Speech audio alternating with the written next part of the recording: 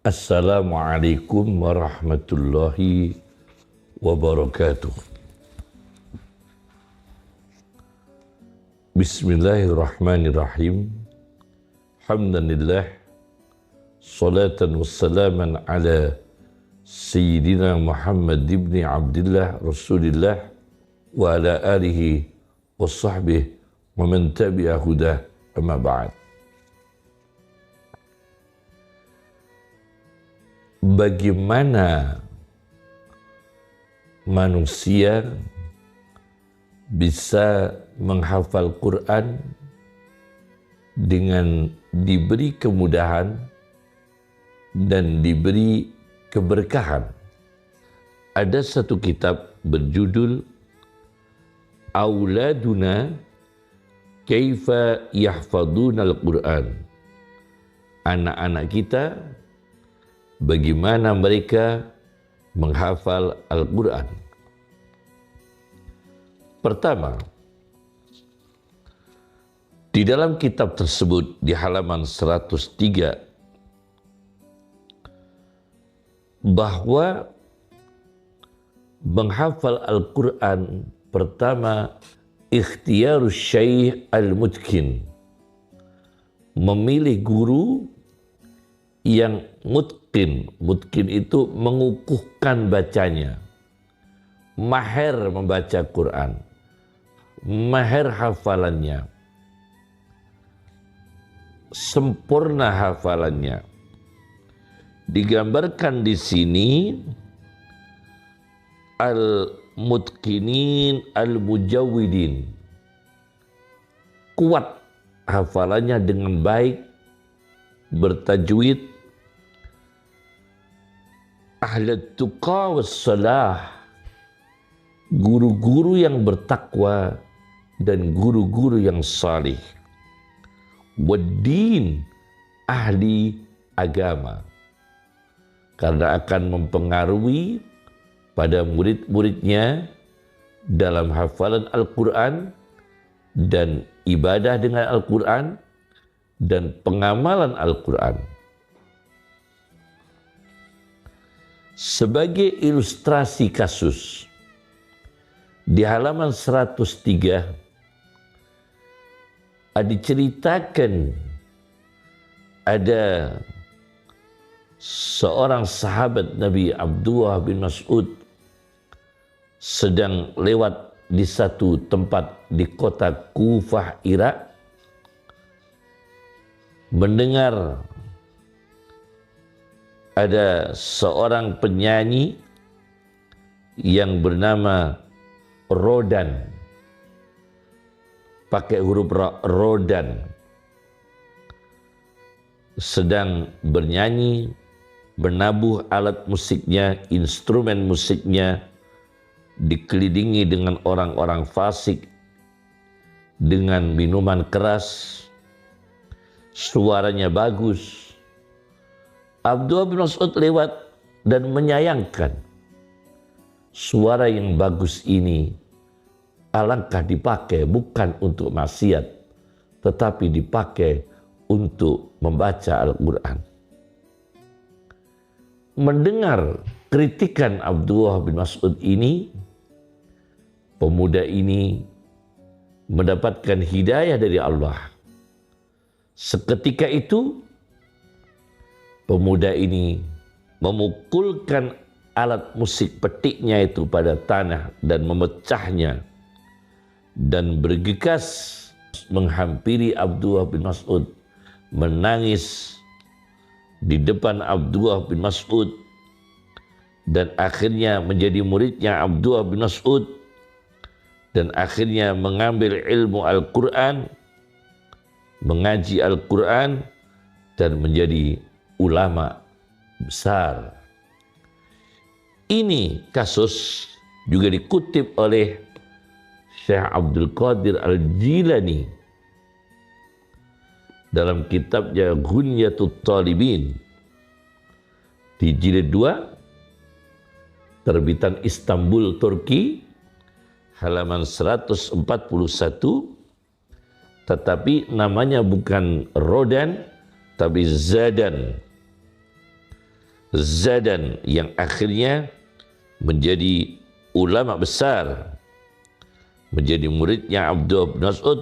Bahkan Zadan di sini disebutkan dalam Gunjatut Talibin Syekh Abdul Qadir Al-Jilani, Zadan ini akhirnya juga menjadi muridnya Salman Al-Farisi radhiyallahu anhu. Yang kedua, ikhtiyarul mushaf,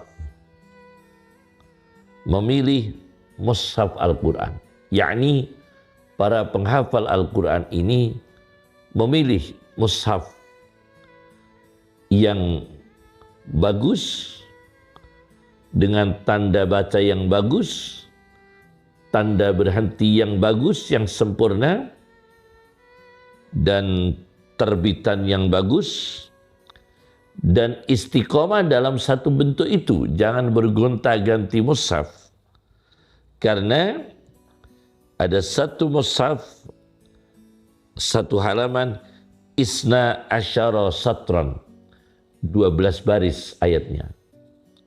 Ada satu mushaf, khamsata asyara syatran, 15 baris.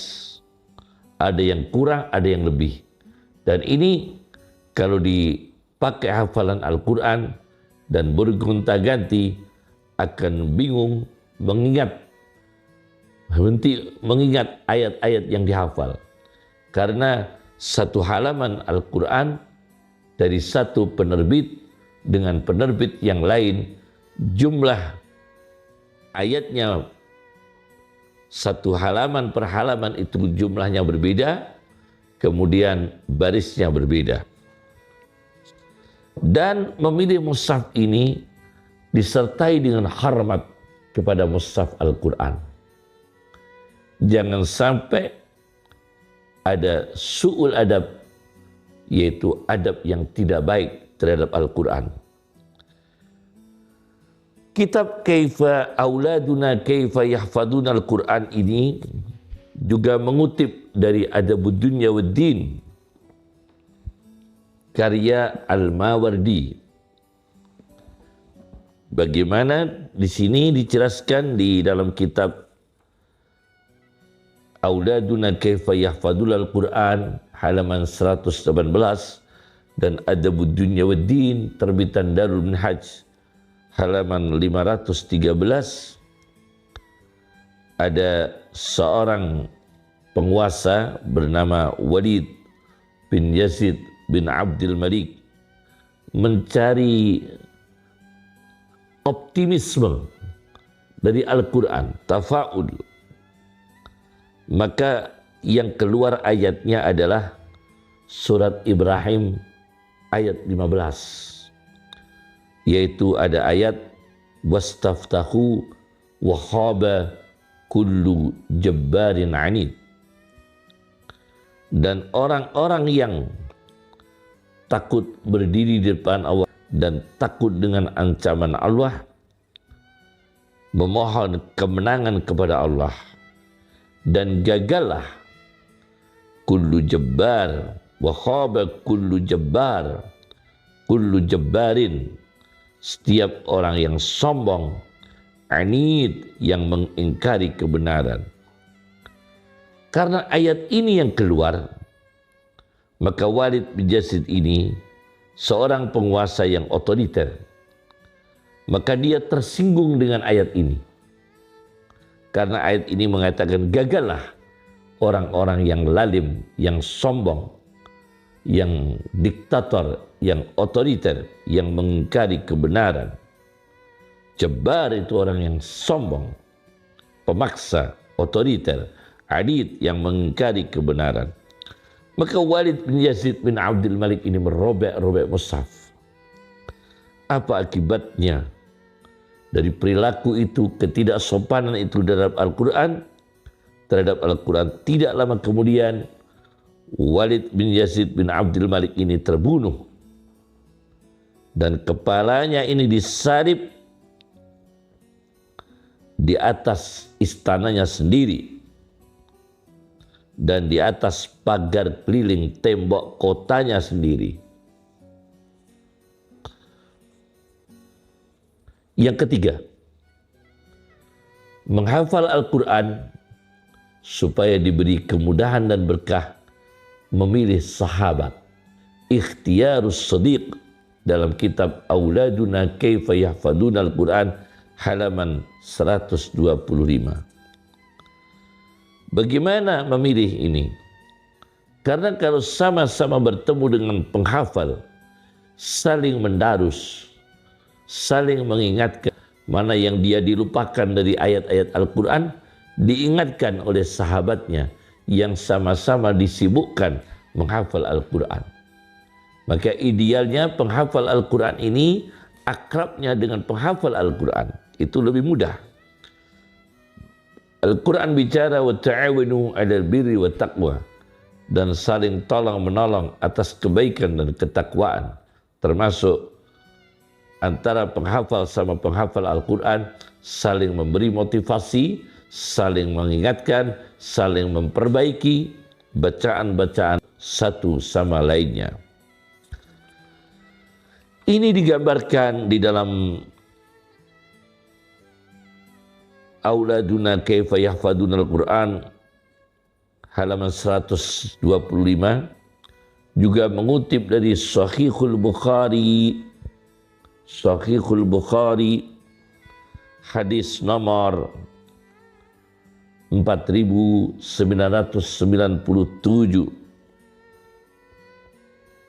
di mana Rasulullah SAW membisikkan kepada Fatimah radhiyallahu anha, putri dari baginda Nabi Muhammad SAW, bahwa malaikat Jibril itu setiap tahun itu datang ke saya,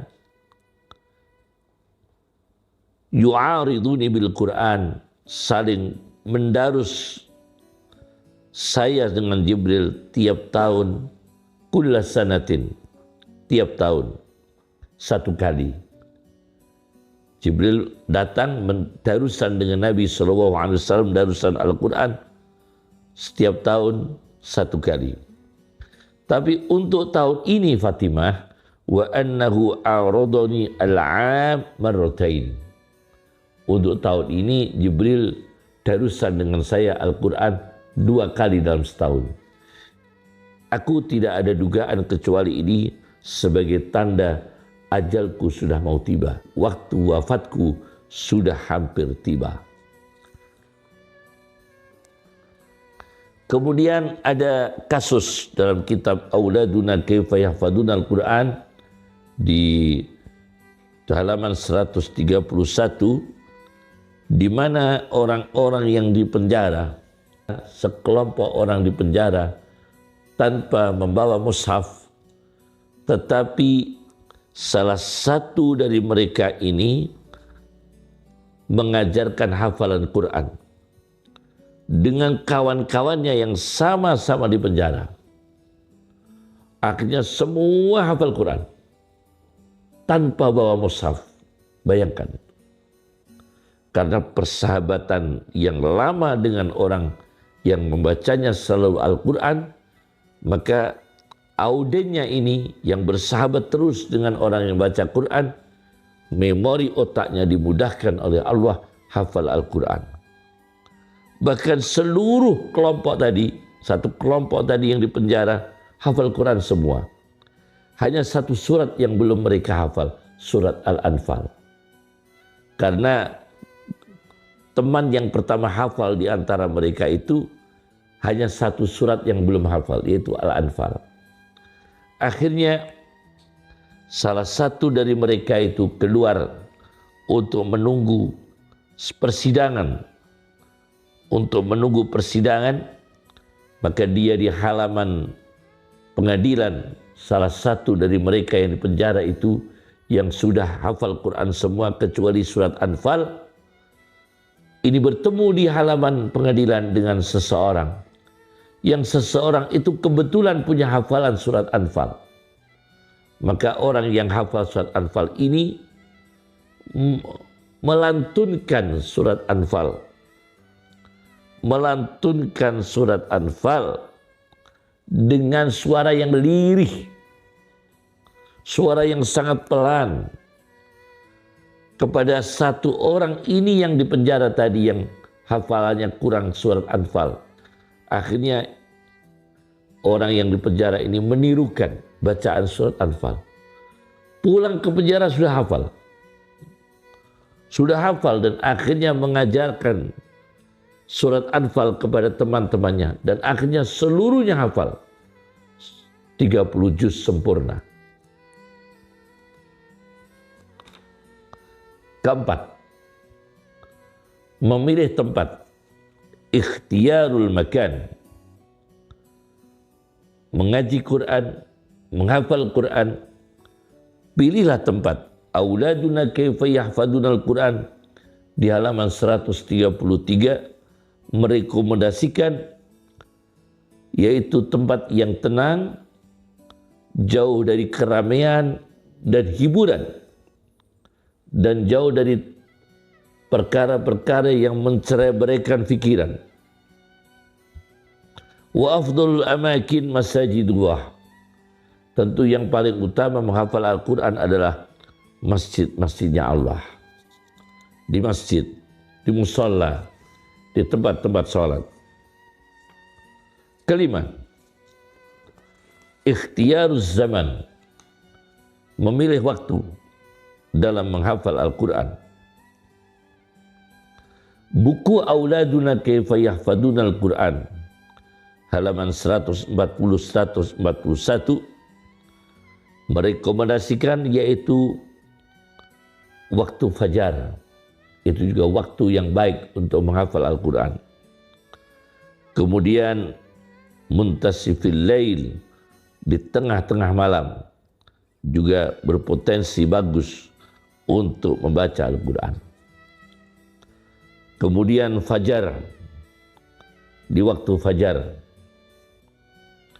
Inna Qur'an al-fajri kana masyhuda. Sesungguhnya membaca Quran di waktu fajar dihadiri malaikat. Atau sebelum fajar. Ini seperti dilakukan oleh Imam Qutrub yang nama lengkapnya Muhammad bin Mustanir. Ini ada di kitab Al-Wafi bil Wafayat karya Khalil bin Abyak As-Safadi, jilid 4 halaman 76. Diceritakan Qutrub ini mengaji dengan nama asli Muhammad bin Mustanir, pakar tata bahasa Arab atau nahwu.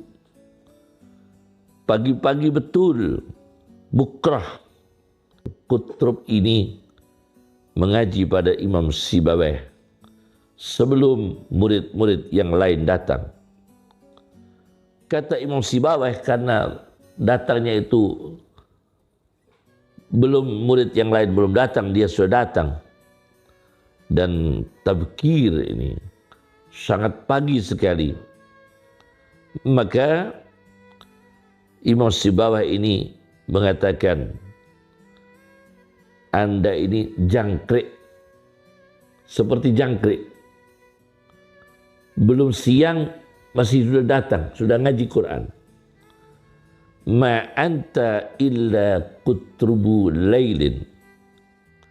Bukanlah kamu itu melainkan jangkriknya malam. Karena belum terbit matahari, masih pagi sekali, Anda sudah mengaji nahwu pada Imam Sibawayh. Nah, ini berarti pilihannya orang hebat-hebat. Oleh karena itu, membaca Al-Quran, menghafal Al-Quran, yaitu di waktu yang sangat pagi. Sebelum subuh, terutama waktu fajar, kemudian sesudah subuh, kemudian tengah malam. Kemudian ada lagi di dalam kitab yang sama Auladuna Kaifa Yahfaduna Al-Quran mengutip dari Khatib Al-Baghdadi. Khatib Al-Baghdadi yaitu di dalam kitabnya Al-Faqih wal Mutafaqih. Al-Faqih wal Mutafaqih. Khatib Al-Baghdadi. Di halaman 599 beliau mengatakan fa ajwadul awqat al-ashar. Sebaik-baiknya waktu menghafal Al-Quran waktu sahur. Kemudian ditambah waktu intisafin nahar, waktu pertengahan siang. Tapi wahifdul lail aslahu min hifdin nahar. Hafalan di waktu malam kalau tidak ngantuk lebih bagus daripada hafalan di waktu siang. Kemudian waktu-waktu agak lapar. Tidak lapar yang mengganggu hafalan, tapi agak lapar, tidak kenyang. Ini juga waktu yang baik untuk hafalan. Wa auqatun ju', waktu-waktu lapar yang sedang, laparnya tidak lapar yang berat. Ahmadul tahaffud, lebih terpuji untuk melakukan hafalan daripada waktu-waktu kenyang. Kemudian Khatib Al-Baghdadi dalam kitabnya Al-Faqih wal Mutafaqih setelah memberikan pilihan waktu lapar yang tidak berat, itu lebih efektif hafalannya daripada lebih terpuji untuk menghafal khususnya Al-Quran daripada dalam keadaan kenyang yang berat. Mengutip hadis Nabi SAW, ma mala'a adamiyun wi'aan syatran min batnin. Tidaklah ada yang dipenuhi anak cucu Adam sebuah wadah, tidaklah dipenuhi syarran lebih buruk min batnin daripada perut. Jadi perut itu kalau dipenuhi tidak baik. Sabda Rasulullah SAW, hasbubni adama akalatun yuqimna sulbah. Cukuplah bagi anak cucu Adam makanan-makanan yang bisa menegakkan tulang belakangnya. Fa in kana la majalah, maka apabila tidak cukup sekedar itu, harus lebih dari sekedar itu. Misalnya dia memilih lebih dari makan sekedar untuk menegakkan tulang belakangnya, fasulusan tu'aman, maka sepertiga makanan, wasulusan syaraban, dan sepertiga minuman, wasulusan linafasih, dan sepertiga untuk bernafas. Yang keenam, ikhtiyarul mahfud. Ikhtiyarul mahfud, yaitu memilih ayat-ayat yang dihafal. Ada temuan di sini di kitab Auladuna Kaifa Yahfaduna Al-Quran di halaman 147-148. Apabila aktif setiap hari itu 5 ayat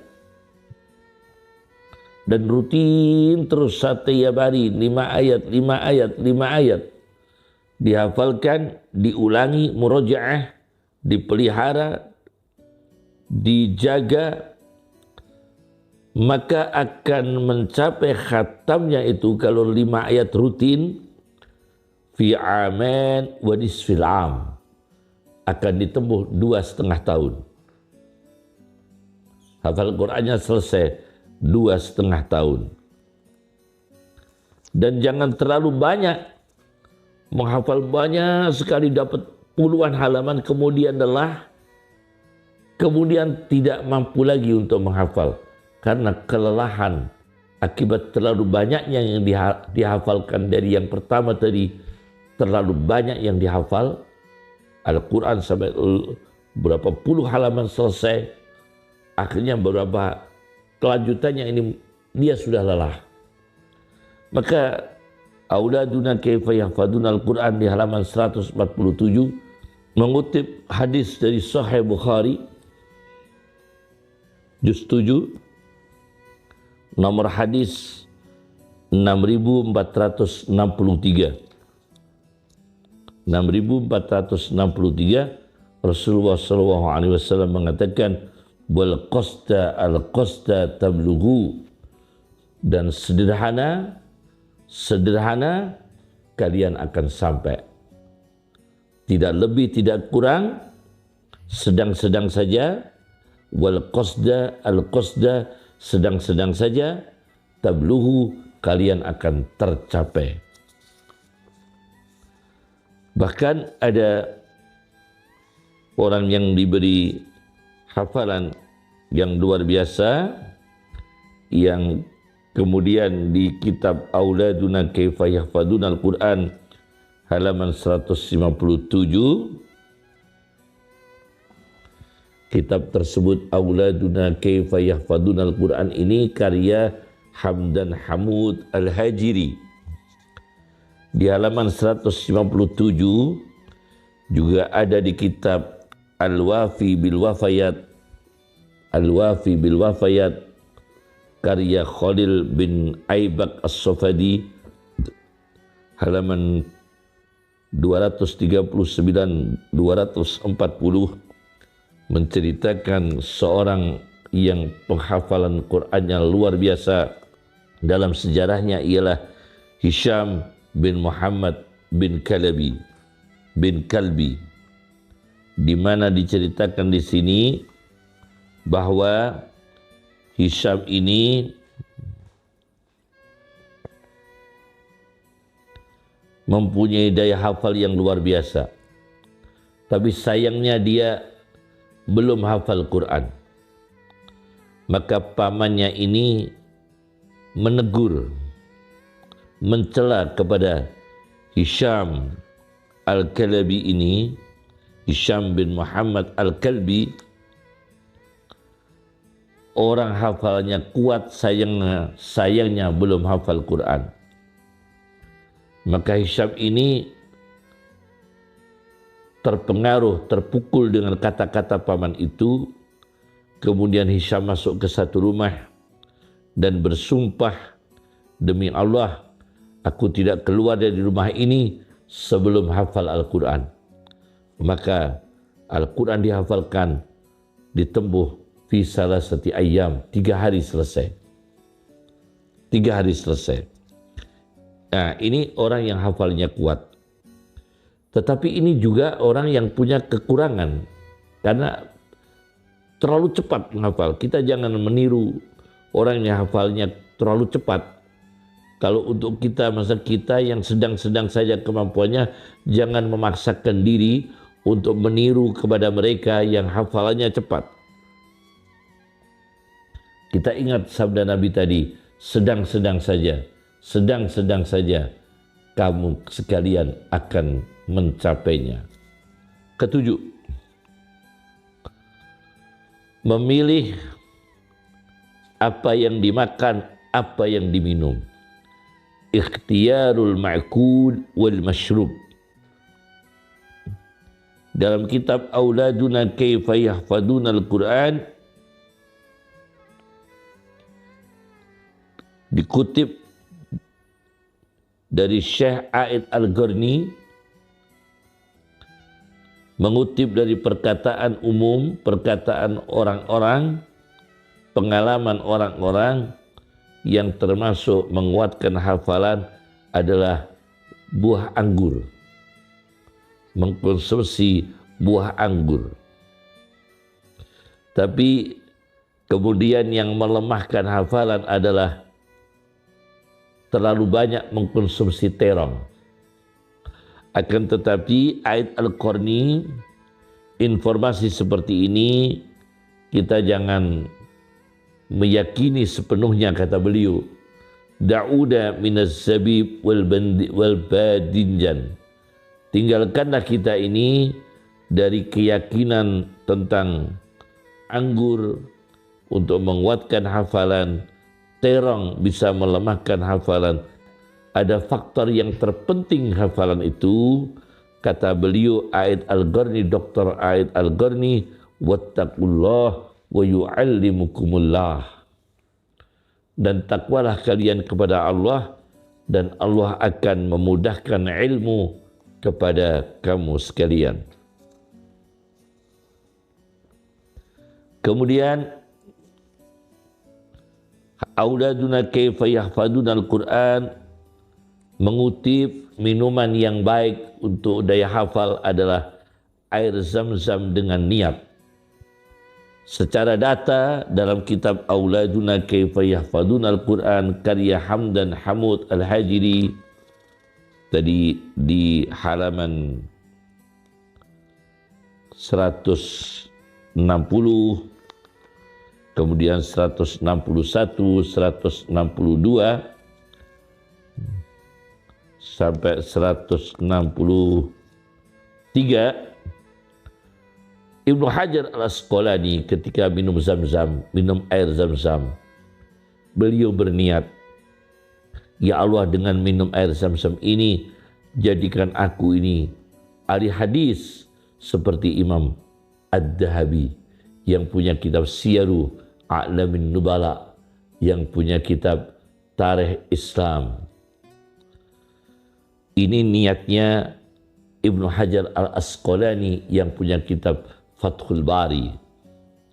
Kemudian Jalaluddin As-Suyuti ketika minum air zam-zam, beliau berniat, ya Allah, jadikan kami ini ahli fikih seperti Sirajuddin Al-Bulqini, dan ahli hadis seperti Ibnu Hajar Al-Asqalani. Ibnu Hajar Al-Asqalani. Dan akhirnya terwujud cita-cita beliau dengan minum air zam-zam dengan niat. Air zam-zam dengan niat, ya, dengan niat permohonan kepada Allah Subhanahu wa Ta'ala. Kemudian pengalaman lagi ada diceritakan mengutip dari kitab Ad-Daw'ul Lami' li Ahlil Qarni Tasi', Ad-Daw'ul Lami' li Ahlil Qarni Tasi', karya Imam Muhammad bin Abdurrahman bin Muhammad As-Sakhawi di juz 9 halaman 225,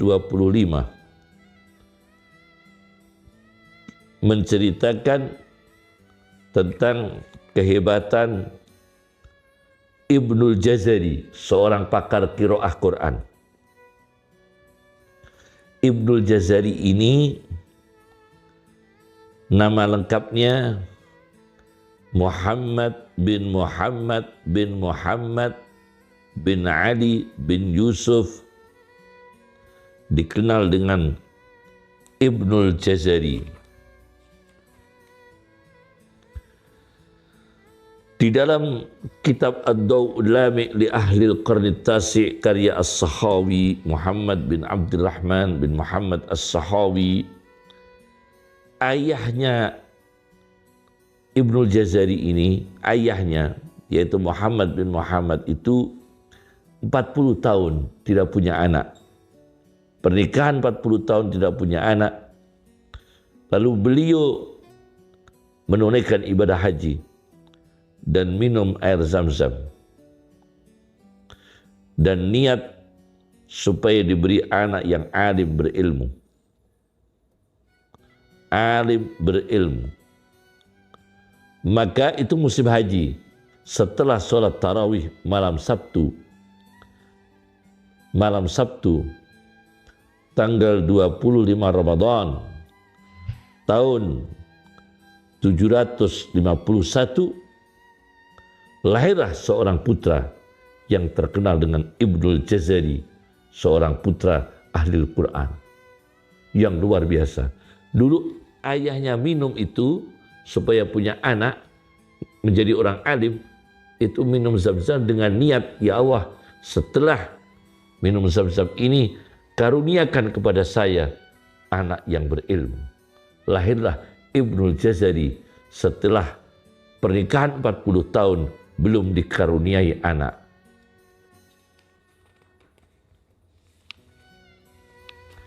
Kemudian Sayyidina Ali di dalam kitab Auladuna Kaifa Yahfaduna Al-Quran halaman 162 merekomendasikan seorang yang mengeluh dengan sifat lupanya, dengan pelupa.